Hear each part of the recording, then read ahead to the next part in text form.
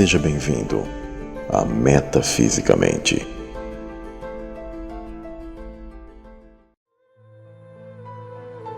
Nas antigas escrituras, existe um mistério que deixa os estudiosos sem compreensão plena por causa dos dogmas e formatações. Por causa dessas prisões mentais, estes acabam negando o óbvio e profundo que está revelado na escritura. Vamos falar sobre o enigmático "façamos o homem à nossa imagem e semelhança". Após a regeneração de todas as coisas, depois da queda dos anjos, dos filhos de Deus, o antigo Éden foi recriado, regenerado, feito novos céus e nova terra. Tudo isso foi para Cristo, o Messias. O clímax do capítulo 1 de Gênesis está nos seguintes versos, do qual o mistério está na criação de Adão, do qual o termo em hebraico significa em realidade humanidade. Deus disse: haja luz, mas especialmente na humanidade, Deus não disse haja homem, mas façamos o homem, a nossa imagem e semelhança. Todos os atos criativos do novo Éden teve uma palavra singular, mas na formação da humanidade, vemos que Deus está presente com outros de sua própria natureza e essência. E esta passagem tem sido um enigma para muitos intérpretes da Bíblia. Para muitos, um mistério não resolvido até os dias de hoje. E por que Deus não se referiu à ação do verbo em singular, mas usou um plural muito claro?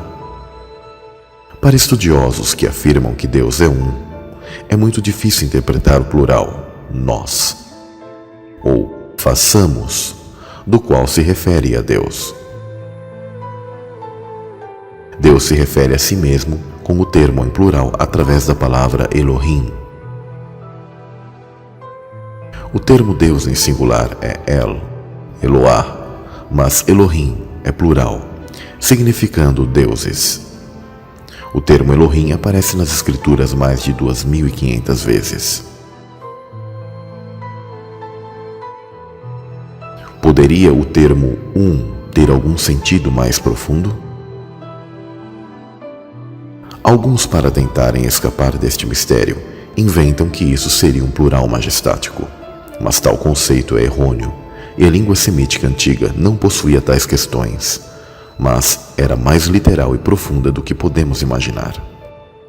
Para entender este mistério, é necessário entender a intenção de Deus que criou todas as coisas. Digno és, Senhor, de receber glória e honra e poder, porque tu criaste todas as coisas, e por tua vontade são e foram criadas. No nosso mundo, todos os organismos da terra são frutíferos, férteis, fecundos. Todos esses organismos dão vida aos seus jovens, aos seus semelhantes. Aqui descobrimos uma regra, um padrão divino que se reflete desde os céus para a terra. Pássaros nos céus têm seus pais e suas mães. Animais aquáticos, como mamíferos e peixes, possuem seus pais e suas mães. Leões nos campos possuem seus pais e suas mães. Até mesmo plantas também possuem o mesmo processo de masculino e feminino. O mesmo para os humanos. Existe um pai e uma mãe que dão à luz a um bebê. Mesmo que hoje exista a corrupção de casais do mesmo sexo querendo supostamente ter um bebê. Mas tal coisa é abominação a Deus, pois é macho e fêmea o padrão da vida, o padrão celestial. Ninguém pode nascer nessa terra sem seu pai e sua mãe. Deus decretou este princípio que sempre há um pai e uma mãe. Muitos dos organismos da terra seguem essa regra do Criador. Este incrível mistério da vida tem sido provado pela ciência.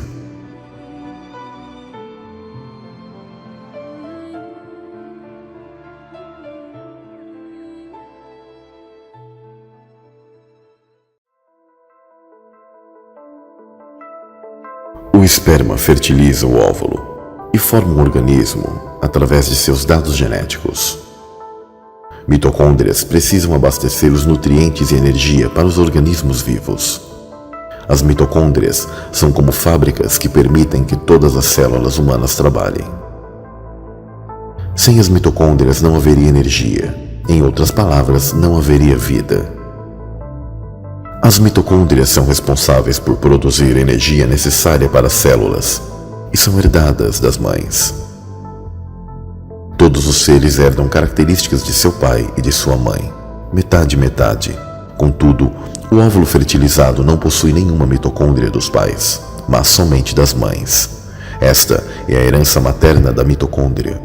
Mitocôndrias são definitivamente de nossas mães. Mitocôndrias lembram sempre minha mãe, que me abraça calorosamente em seus braços.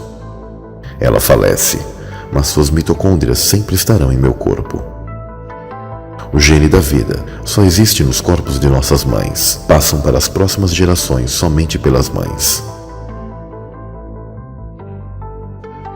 Isso significa que a vida não pode prosseguir sem as mães. Mesmo nesse momento, muitos organismos estão recebendo os genes de suas mães em vários lugares.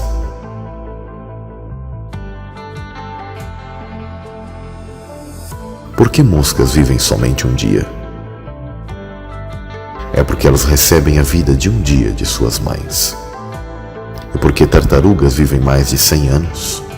Porque elas recebem 100 anos de suas mães. Árvores vivem muito e muitos anos, e nós recebemos a média de 70 a 80 anos que recebemos de nossas mães. Então, através de quem podemos receber vida eterna? Pelo Espírito. Novas vidas nascem de mães. Mães arriscam suas vidas pelos seus filhos. Esse padrão ocorre mesmo após a queda da criação nesta terra.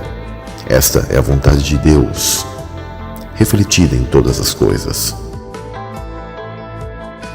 Sendo este o princípio do mundo natural, qual é o princípio do mundo espiritual?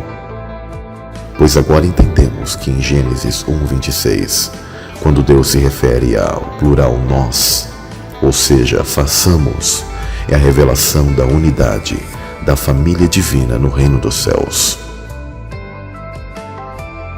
Não à toa, a palavra ruach é feminino no hebraico, assim como sabedoria, a enigmática sabedoria de Provérbios.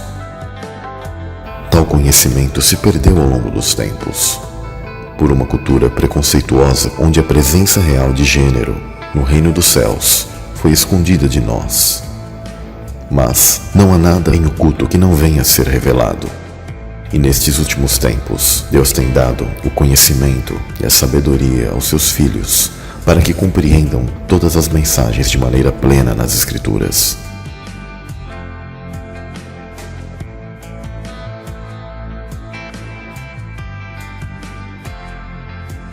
Qual é a aparência dos seres que foram criados à imagem e semelhança de Deus, chamado Elohim, ou deuses? É a família divina, pois a família divina criou o homem à sua imagem e semelhança. Macho e fêmea os criou, homem e mulher os criou.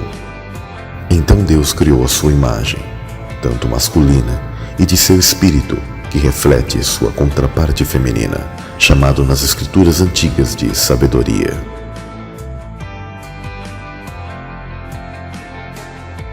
O apóstolo Paulo disse que temos a mãe de nossos espíritos, comparado à cidade santa e amada, que é a literalização da habitação do feminino de Deus, abrigando os seus filhos. Mas a Jerusalém, que é de cima, é livre, a qual é mãe de todos nós.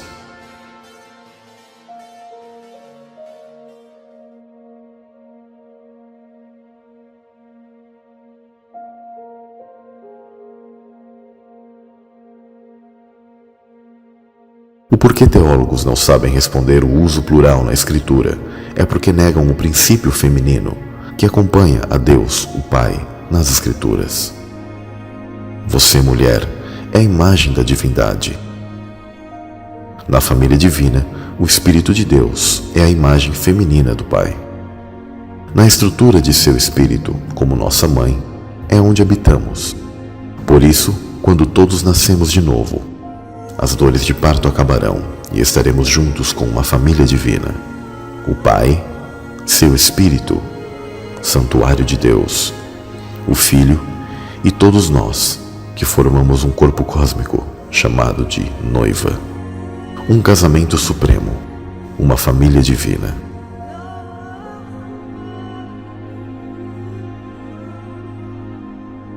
Se você puder, faça essa oração comigo. Pai, sou peregrino nesta terra e não posso voltar ao ventre de minha mãe onde nasci da água, na bolsa de minha mãe, em meio ao líquido amniótico, do qual o batismo representa tal lindo e profundo momento. Mas necessito que teu Espírito, que está constantemente clamando por mim, que me gere e me faça nascer do teu Espírito, que eu herde a tua essência, pois hoje, como filho pródigo, não sou digno de ser chamado teu filho, mas que o Senhor me aceite e me receba e perdoe os meus pecados. Em nome de Jesus Cristo, teu Filho, Yeshua HaMashiach, eu te peço e te agradeço. Amém.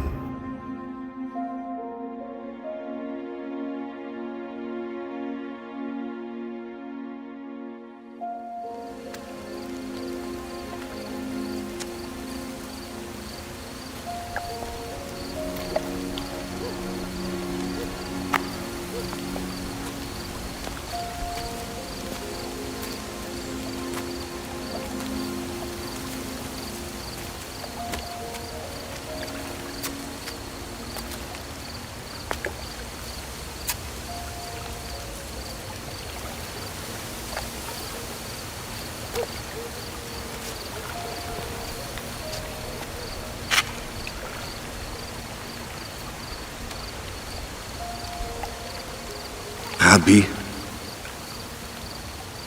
bem sabemos que és mestre vindo de Deus, porque ninguém pode fazer estes sinais que tu fazes se Deus não for com ele. Na verdade te digo que aquele que não nascer de novo não pode ver o reino de Deus. Como pode um homem nascer sendo velho? Pode, porventura, tornar a entrar no ventre de sua mãe e nascer?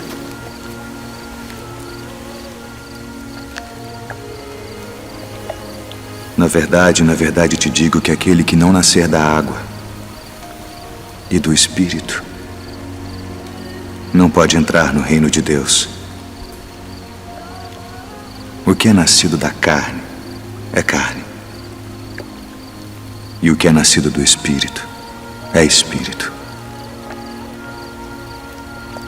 Não te maravilhes de te ter dito: necessário vos é nascer de novo.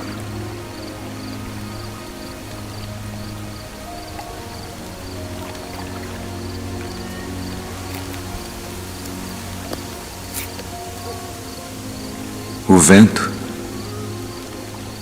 assopra onde quer, e ouves a sua voz, mas não sabes de onde vem, nem para onde vai.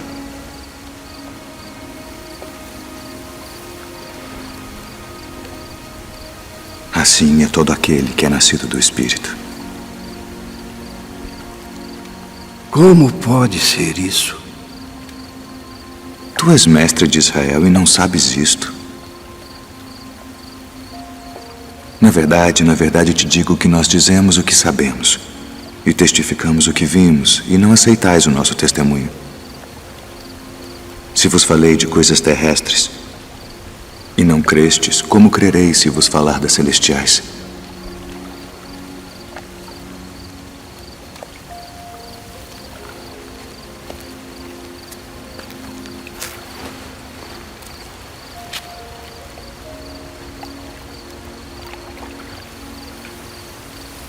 Ninguém subiu ao céu, senão o que desceu do céu, o Filho do Homem que está no céu. E como Moisés levantou a serpente no deserto, assim importa que o Filho do Homem seja levantado, para para que todo aquele que nele crê não pereça, mas tenha a vida eterna. Porque Deus amou o mundo de tal maneira que deu o seu Filho unigênito, para que todo aquele que nele crê não pereça, mas tenha a vida eterna. Porque Deus enviou o seu Filho ao mundo não para que condenasse o mundo, mas para que o mundo fosse salvo por ele. Quem crê nele não é condenado, mas quem não crê já está condenado, porquanto não crê no nome do unigênito Filho de Deus. E a condenação é esta: que a luz veio ao mundo e os homens amaram mais as trevas do que a luz, porque suas obras eram más. Porque todo aquele que faz o mal odeia a luz e não vem para a luz, para que as suas obras não sejam reprovadas.